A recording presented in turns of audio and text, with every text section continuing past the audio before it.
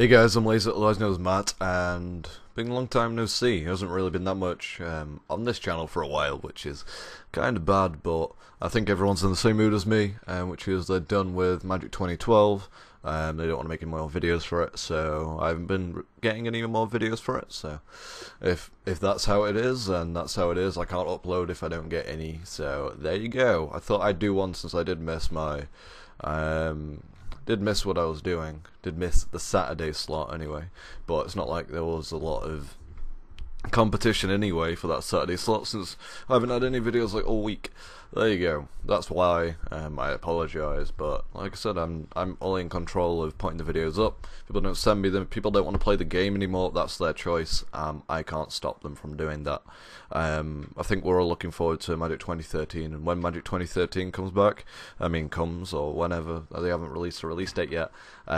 Expect a lot of videos up here. Expect a lot. Expect quite a few people uploading here at once and multiple videos a day as well. So at this point in the lifespan of the game of 2012, then there's probably not going to be that many videos. Might just be me uploading these kind of videos, and if anyone else wants to do them, then that's fine, or MTGO and stuff like that. So there you go. Last time I went over a Venser deck. I'm in the process of building, which I'm actually pretty far into making that deck now. I think I need 2 Vensers and a few rares, which I'll probably order tomorrow, along with all the cards that I need for these other 2 decks. Basically, the Venser deck is very, very good. These decks are more budget oriented. As you can see, this is only $71 at maximum price, or $13 at the lowest price of the bidding at the moment. And to be honest, I have all these cards, except for, well, I have most of these cards. That is the thing, and the other deck that I'll show you in a bit, also I have most of those cards. Which is a good thing, right? But the reason I'm doing this is because at the FNM I go to, or where I go play Magic, there's a thing called a league, which is done on a Sunday, so it's not done on a Friday. It's in the league, and we have a point system, and we have 2 weeks to prepare for this point system. The point system is 80 points, where that's the amount of points your deck has to add up to, or less than. Okay, I think it's like a rare is 3 points, a mythic is 5, uncommon is 2, and common is 1, and land is 0 points, and it has to be below 80. Without whatever the main 60 card deck is, has to be below 80. The sideboard can be anything, but if you sideboard a card in, it still has to be below 80 points. So I thought I'd make 2 budget decks and test them for a little bit. Decks that I've already almost finished building, and decks that I'll have to buy like 10 cards for per deck, or even less than that. So this is a green-black, it's a Sacrifice Undying deck. I actually have no reason why, nothing really buffs from the Sacrifice, I guess, but the entire reason is that I can sacrifice creatures, my opponent can't really get away with sacrificing creatures, and my creatures do get stronger if they have been sacrificed, and I get some other buffs as well. But this is the basic 60. I would like help with building a sideboard. If you have any sideboardable cards that you think I can put in here, Brindlebore, I can sacrifice that card. I gain 4 life. I think that's pretty good. It allows me to get off Tragic Slips and other stuff like that. Treader Elk, I was about to say his name wrong. You sacrifice and you get a green. You pay green to sacrifice it, and you get a land from your deck and put it onto the field, which is really nice, as you can see. For a basic land card, shuffle it onto library. It's a 2-cost 2/2. It's I thought it'd be pretty nice in the sideboard. I don't know. It's just not in the main. There you go. But we'll go over some of the cards, and we'll talk about how they're going to work with the deck. Dross Messenger. Now, I already have the 2 Dross Messengers I need. I actually have 3 Dross Messengers. Basically, the reason why I don't have like a full set of 4 is because it's triple black. If this was like a mono black version of this deck, I would run 4. It's triple black, it has Undying. When it comes into the battlefield, your opponent loses 2 life. It's a 3/2 for the triple black as well. And when it dies, it comes back with a +1/+1 on it. And yeah, that's really good. And if I'm starting to sacrifice my creatures, I can play him. attack. Let's say he doesn't block, I get him for 3, I can sacrifice, bring him back with the Undying, does another 2, and I get a 4/3 out of it, and I get whatever buff from sacrificing it was. I think it goes really well. I like the ability of my opponent losing life and me getting ahead that way. Also like the thought process of me just being able to sacrifice a creature and makes it stronger and hurts my opponent a lot. It's good. I think it's a good play.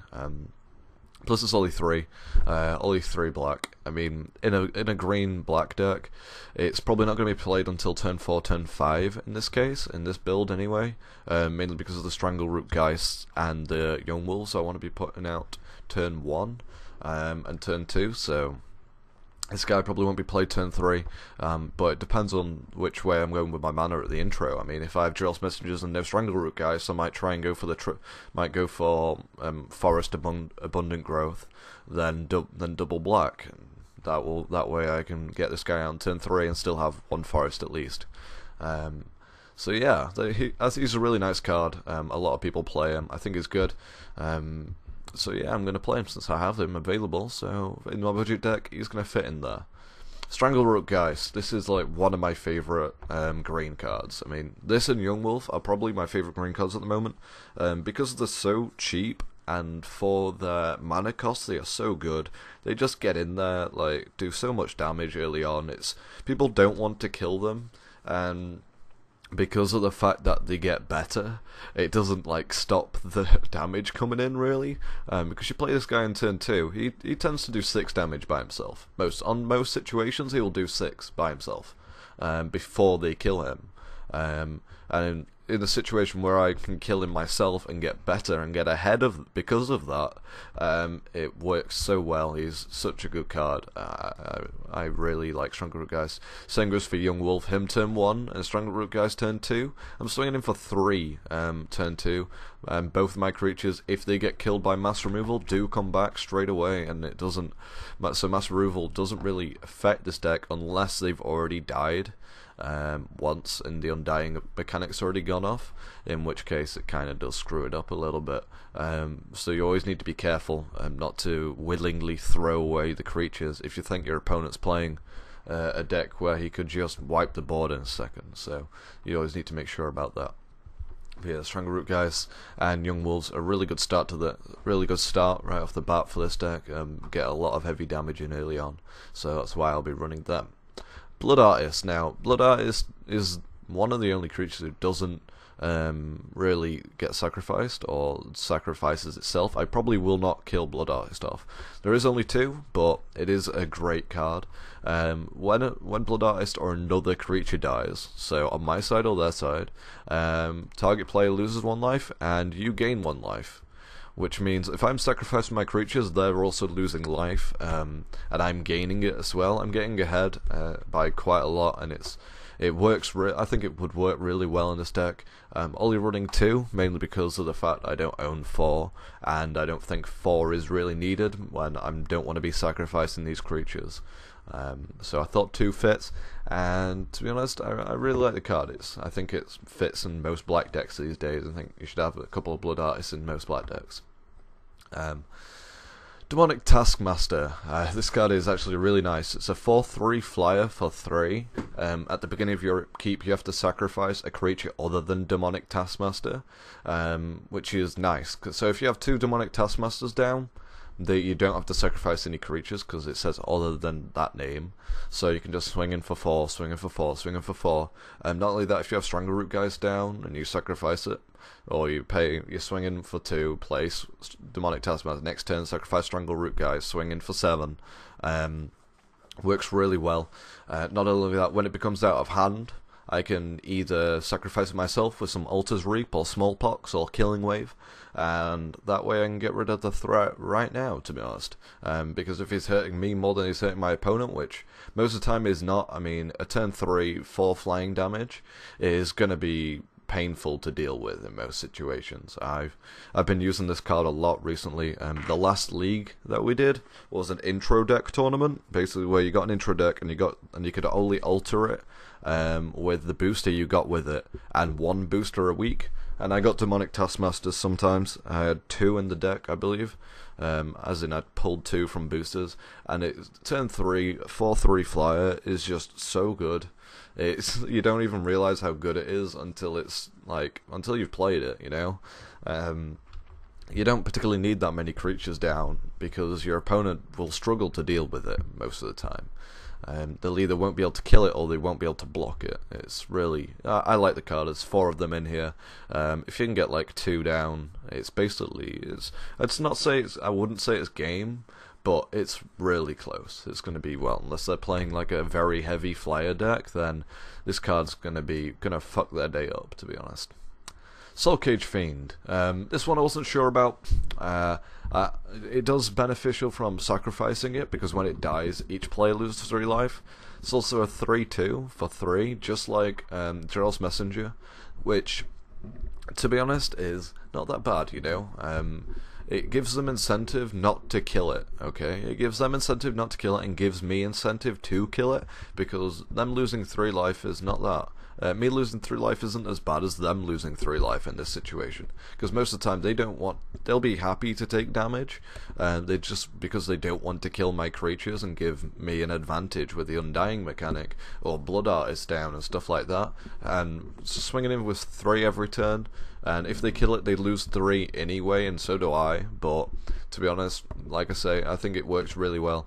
With Killing Wave, I can just sacrifice it, they lose 3, I lose 3 also. But I mean, it's sometimes you have to make sacrifices to get really far ahead with this deck, and that's based in any game of Magic, but that's what this entire deck is about, is sacrificing to get ahead of your opponent, throwing a couple of creatures away here and there to give you a really big leap forward ahead of your opponent. So there you go. These Soul Cage Fiends, I think they're really nice. You should probably pick up some if you play black. I think with Blood Artists at the moment out and Gerald's Messengers in series, and Soul Cage Fiends, I think they work really well together.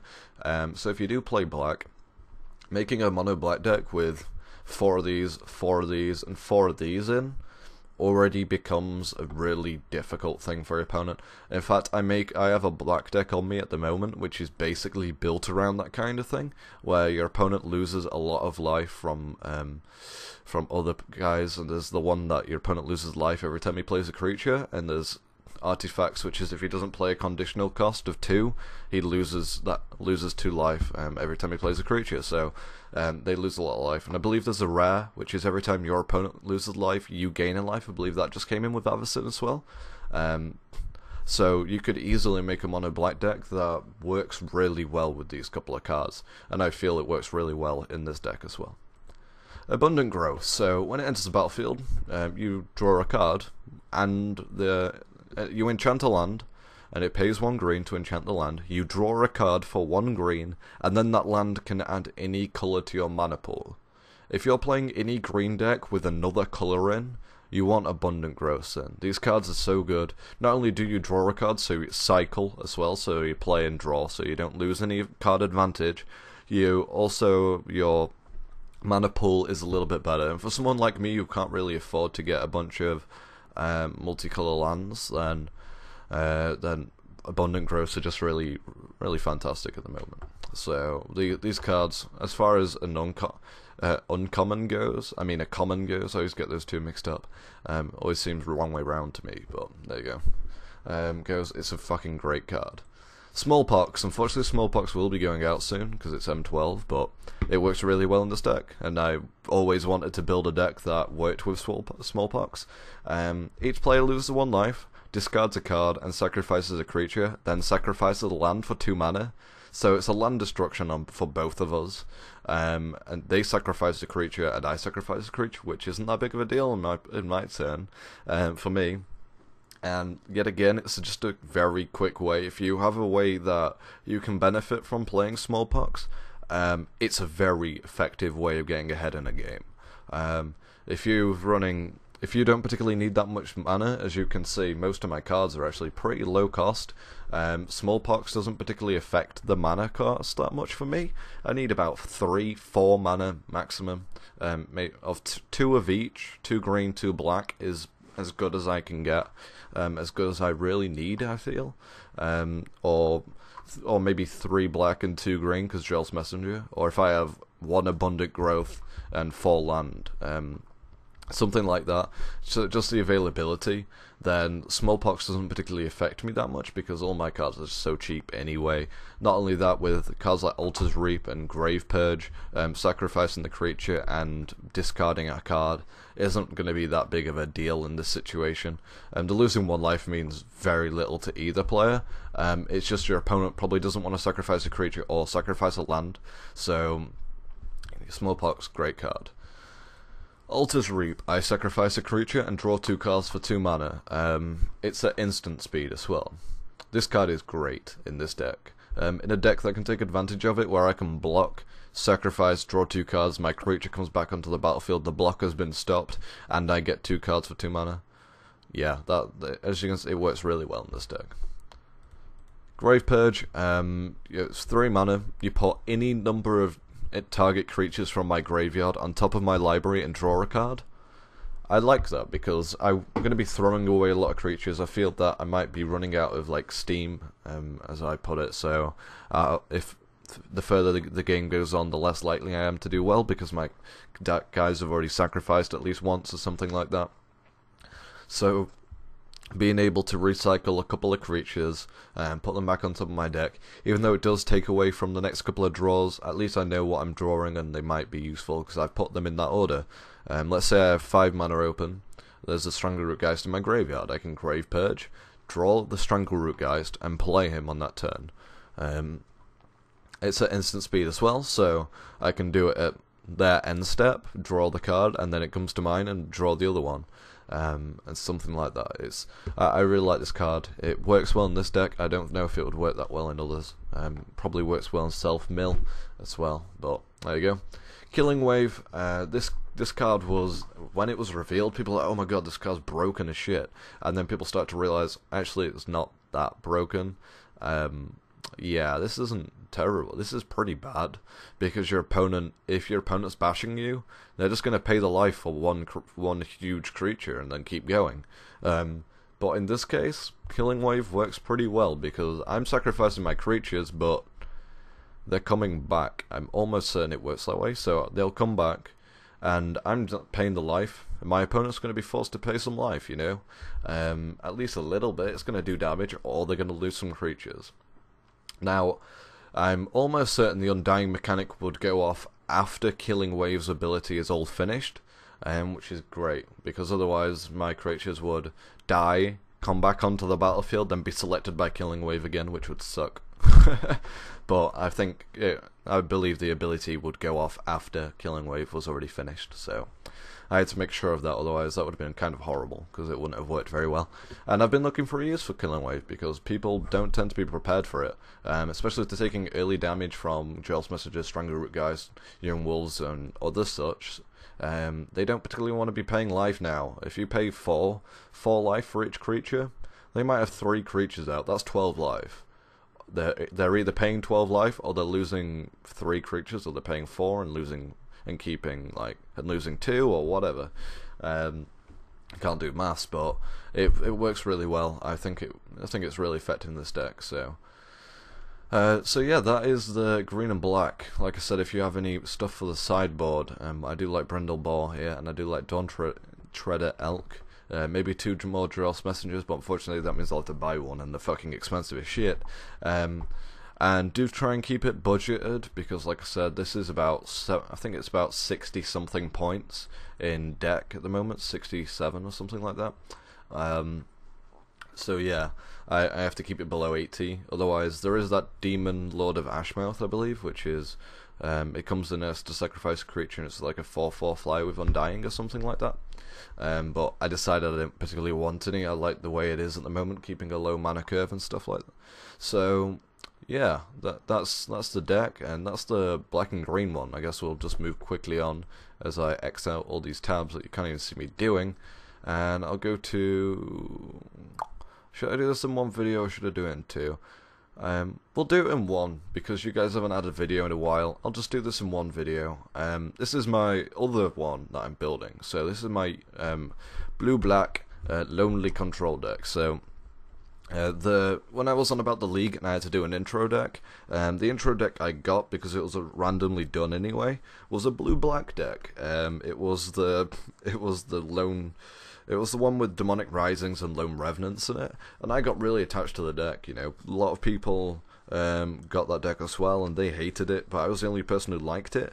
I came second in the tournament overall, which, by the way, is pretty impressive considering that this deck really did suck ass, and the other deck that came first was the blue-green one, which basically beat everything because Wolfire Silverheart is just broken. Plus he had 2 Wolfire Silverhearts because he got one in a booster, one of the boosters he had, and he had Infinite Reflections and a Somber Sage, so his blue-green deck was like really fucking good, and I had like a couple, I had 2 Lone Revenants, I think that was like the crux of mine, and I got a Descent into Madness, which by the way I have no use for. I was going to make that Sacrifice and Dying deck for Descent into Madness, but then I realised that it says Exile. It's not even Sacrifice, it's stupid. Descent into Madness is really fun to play, but I can't think of a use for it. But yeah, this is the deck that I've got, basically. Plus, because I know a lot of people got the blue-black deck, I can probably get all these cards really easily. But yeah, it looks pretty good so far. I do like the fact that it does a lot. Vapor Snag is in here, but I'll probably be using Unsummon since I don't have any Vapor Snags. I would prefer to play Vapor Snags, but I only have Unsummon, so there you go. Plus it might be bouncing my own creatures, so I think we went over this last time that I was on about bouncing my own dudes, and people were like Vapor Snag, and some people preferred Vapor Snag in this situation, some people preferred Unsummon, but like I say, I don't own any Vapor Snags, so I'll be using Unsummons. So yeah, let me just tab these, so click, click, click, click, click, click. All these are being clicked, and there's the sideboard. We got Predator's Gambit, which gives your guy Intimidating +2/+1 if he's the only creature that you control, which wins me so many games in this, with decks like these. And the reason it's in the sideboard is because if I'm playing against a black deck, I don't want it in the main deck because it just becomes +2/+1, which is okay, I guess, for 1 mana, but it's much better if I can give the guy Intimidate and it works. Essence Harvest, because I really like Essence Harvest, but I didn't want it in the main deck. I wanted to know what deck I'm playing against. Same with Doomblade and Ponder. Doomblade, obviously, if I'm against a black deck, then I don't want it in the main at the beginning. And Ponder just depends what deck I'm playing against. If I need a slightly quicker start, then Ponder and Essence Harvest will be there as well.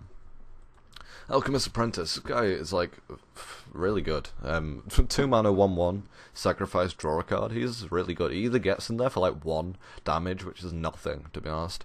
That's a 20th of the life total, and if you couldn't tell, obviously. But the sacrifice and draw a card is just really good. He works so well. You just pay him for 2 and just sacrifice him straight away and draw a card, which I know isn't that cost effective.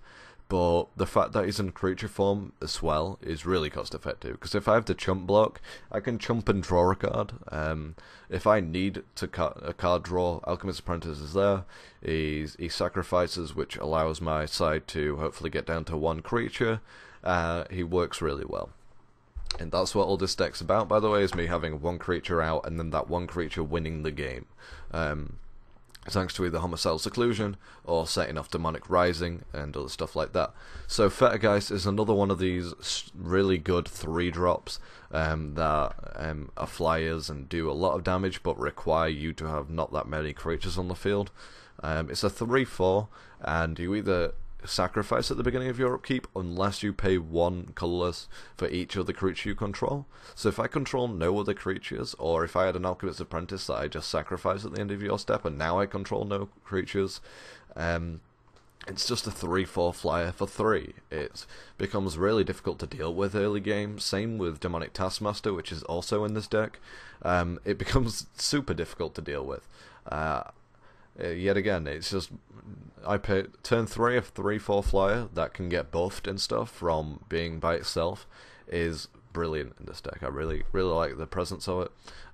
Worked for me really well when I was playing the intro deck tournament. I think it'll work really well in this deck as well.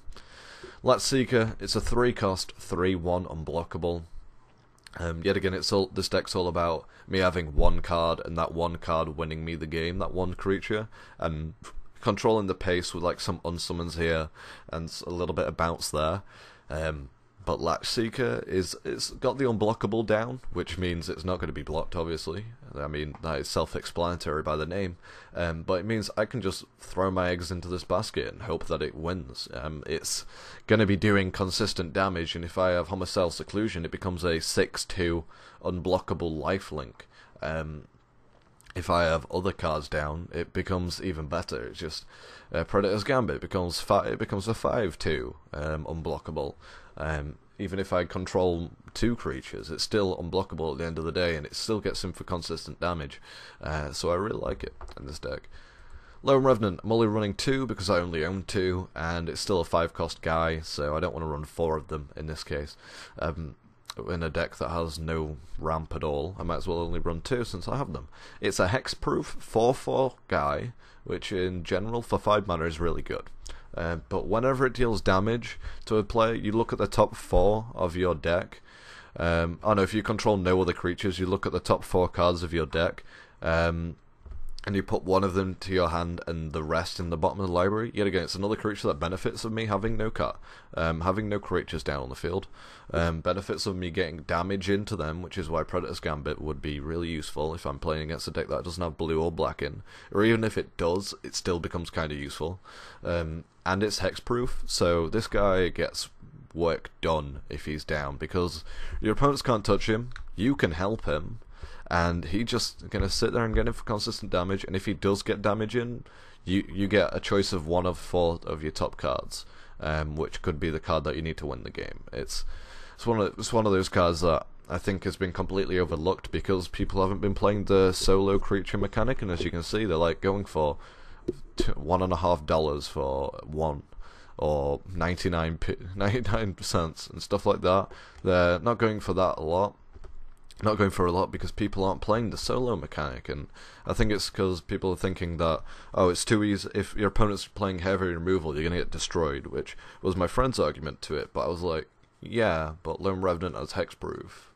If they don't have heavy removal, they can't deal with like these creatures most of the time. Decks that can't deal with the creatures tend to be really fucked up. You tend to have a lot of cards in hand, and if they kill your guys, you tend to have replacements because you're keeping creatures in your hand, so mass removal isn't going to do much.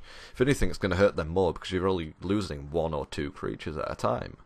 I mean, Burn is really good against this deck. I'm not going to lie, Burn is going to be really good. I have no counters, I have nothing like that. But I don't expect to play against Burn. I don't expect to play Burn, to be honest, and I just wanted to build a deck that hopefully works with the solo mechanic and gets in for a lot of damage, so that's why I built it. Mist Raven, one of my favourite uncommons, yet again. Common, god damn, it's common, it's not uncommon. I always get that mixed up, like I say, god damn it. I get mixed up like every time I say it. I want that symbol to be uncommon. Uncommon sounds like there should be more uncommon. I don't know. I don't even know.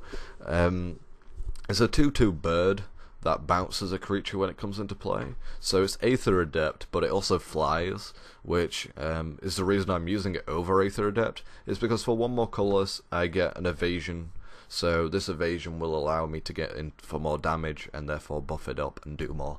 Running 4 of them, they work really well. Demonic Taskmaster, we've already seen this guy in action. Yet again, a 3-cost 4/3 flyer who can be buffed. It works really well in this deck. There you go. Demonic Rising, it's kind of anti this deck and kind of pro this deck. This was a really weird card to like justify because it wins games in decks like these. However, it kind of hurts the decks like these a little bit as well. Because if you control exactly 1 creature at your end step, which is probably one of the best bits about it, you get a 5/5 flying demon. So this is after combat phase, so your guy can still be buffed from having 1 creature down on the field, and then you get a 5/5 flying demon. But the thing is, it's difficult to deal with a 5/5 flying demon.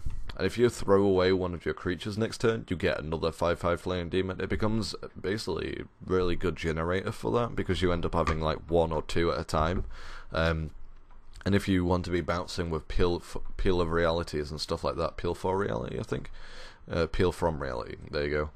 It's getting rid of those tokens and you're getting more and more and more, and it's doing a lot of damage, and it will win games, because if you're making a 5/5 flying demon generator, it becomes stupidly hard to deal with. And I really like the card. I'm running 4 of them.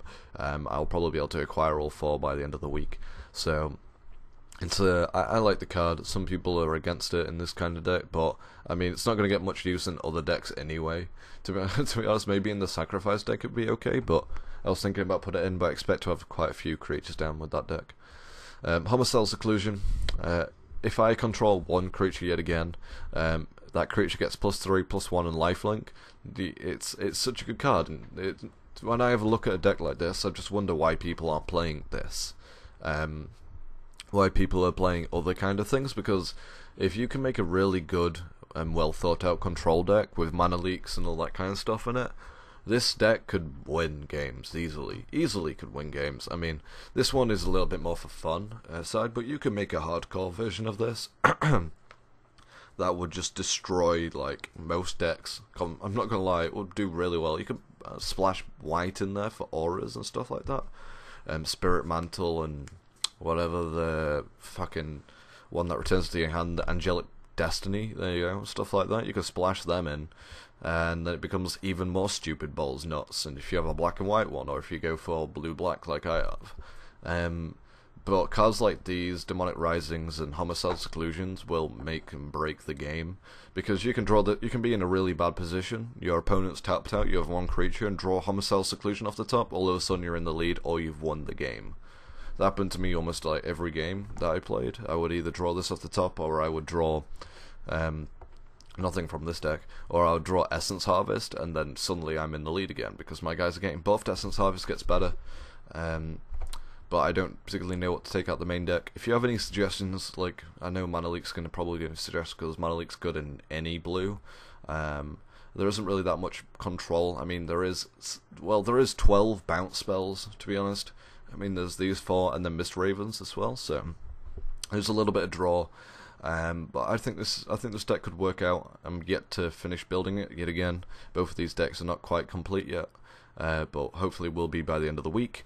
Tell me your opinions on either or, and if you got any tips and stuff for the sideboard here, or tips and stuff for any of the decks that we've seen today, I'd like you to leave it in the comments, and I guess I'll see you guys later. Bye.